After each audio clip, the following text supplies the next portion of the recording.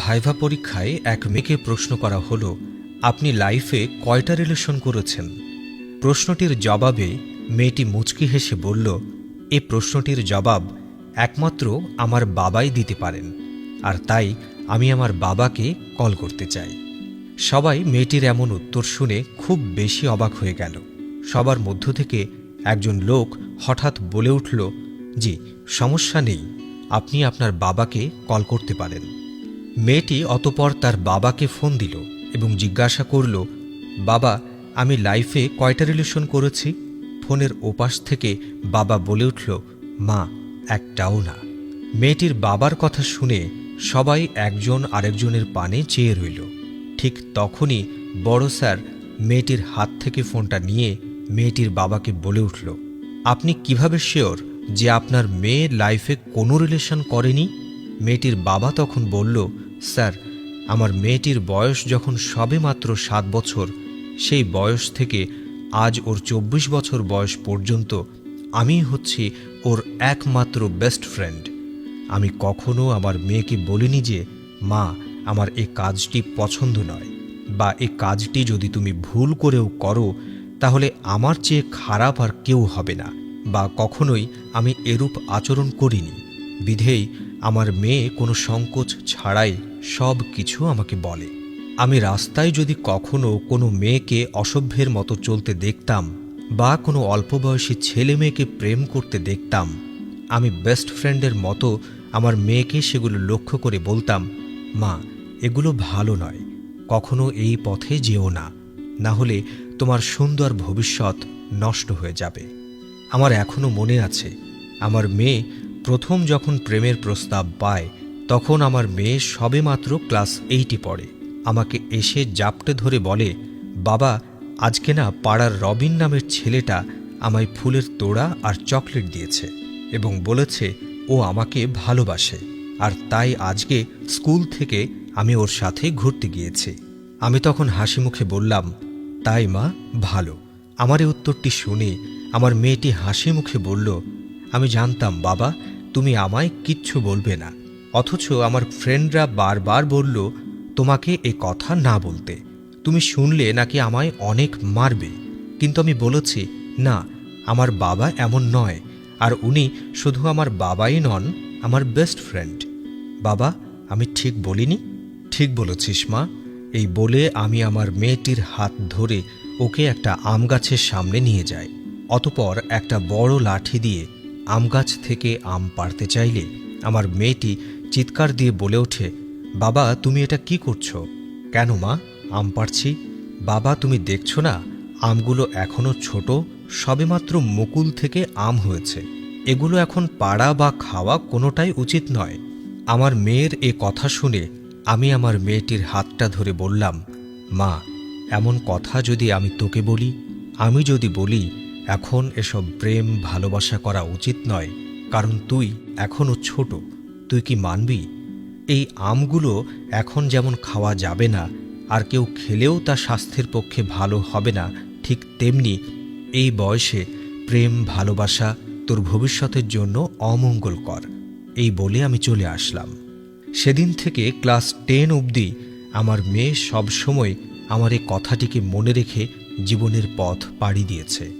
আমার এখনও মনে আছে, ক্লাস 8-এ থাকতে একদিন মেয়ে খুব বায়না করেছিল জিন্স পরার। আমি তখন মেয়েকে বলেছিলাম, ঠিক আছে, কিনে দেব। পরের দিন একটা জিন্স এনে দিয়েছিলাম। মেয়ে সেটা পরে দিব্যি খুশিতে আমার সামনে হাঁটতে থাকে। আমি তখন মেয়েকে দেখিয়ে টিভির উপরে দেওয়া পর্দাটাকে সরিয়ে ফেললাম এবং বাইরে ফেলে দিলাম। আমার মেয়ে তখন রেগে বলল, বাবা, তুমি এটা কি করলে?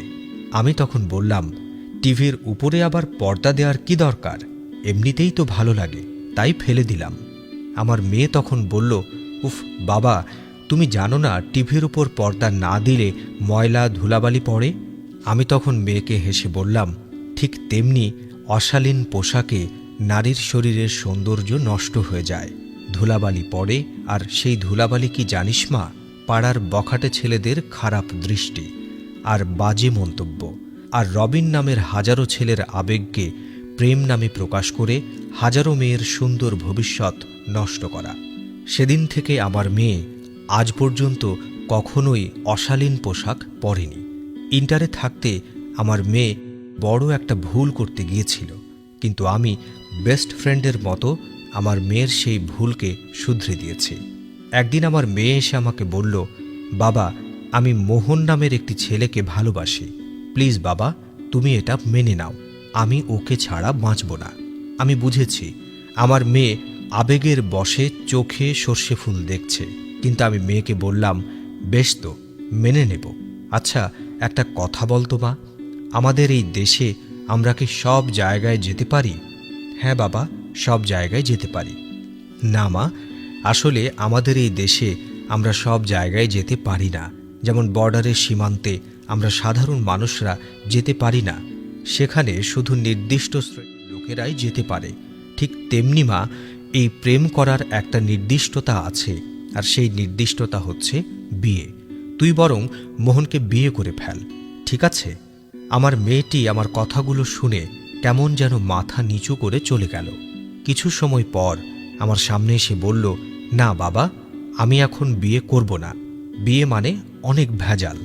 আমি তখন হেসে হেসে বললাম, মারে, তোর এই বয়সটা হচ্ছে আবেগের, চোখে একটা রঙিন চশমা পরে আছিস, যার ফলে পৃথিবীটাকে রঙিন দেখাচ্ছে, কিন্তু আসলে কি পৃথিবীটা রঙিন? আমার মেয়ে মাথা নাড়িয়ে বলল, না বাবা, এই জিনিসটা এই বয়সে তোদের আমরা বুঝাতে পারি না। এই কথা বলার পরে আমার মেয়ে বলেছিল, সরি বাবা, আমি এবার থেকে সঠিক পথে চলব। এভাবেই আমার মেয়েটার ভুলগুলোকে আমি একটু একটু করে ঠিক করে দিয়েছি। বিধায় আজ আমার মেয়ে একজন উচ্চশিক্ষিত ব্যক্তি এবং আমার জামাতা পেশায় একজন ডাক্তার, পাশাপাশি একজন খাঁটি মানুষও বটে, যার কারণে আজ আমি বুক ফুলিয়ে রাস্তায় হাঁটতে পারি। আসলে স্যার, আমাদের পিতা মাতার সন্তানের সাথে সম্পর্কটা একটা বেস্ট ফ্রেন্ডের মতোই হওয়া উচিত। জীবনটা জটিল নয় স্যার, অল্প বয়সী ছেলে মেয়েগুলো জীবনটাকে জটিল করে ফেলে একজন মা বাবা নয়, একজন বেস্ট ফ্রেন্ডের অভাবে। প্রতিনিয়ত ভার্চুয়ালে ছেলে মেয়েগুলো তাদের মনের কথা প্রকাশ করে কেন জানেন স্যার? কারণ তাদের এই কথাগুলো শোনার জন্য আমাদের যথেষ্ট সময় নেই। তাই তো হাজারো ছেলে মেয়ে ভুল পথে গিয়ে সুইসাইড করে। আমার মেয়ে কোনো ভুল পথে যায়নি, জানেন স্যার, কারণ আমি ওর বাবা নই, বেস্ট ফ্রেন্ড ছিলাম। আর তাই তো ও আত্মহত্যা নামক জঘন্য অপরাধকে কখনো স্থান দেবে বলে ভাবেওনি। কথাগুলো শুনে বড় স্যার নিশ্চুপ হয়ে গেলেন। টপ টপ করে চোখের জল গড়িয়ে পড়তে লাগলো তার। হঠাৎ পকেট থেকে নিজের মেয়ের একটা ছবি বের করে কাতর স্বরে বলে উঠল, সরি মা, আমাকে মাফ করে দিস, আমি তোর বাবাই রয়ে গেলাম, বেস্ট ফ্রেন্ড হতে পারলাম না। আর তাই তো তুই জীবনটাকে জটিল করে ফেললি এবং ক্রমশ আত্মহত্যার কাছে নিজেকে বিলিয়ে দিলি। সরি মা, সরি।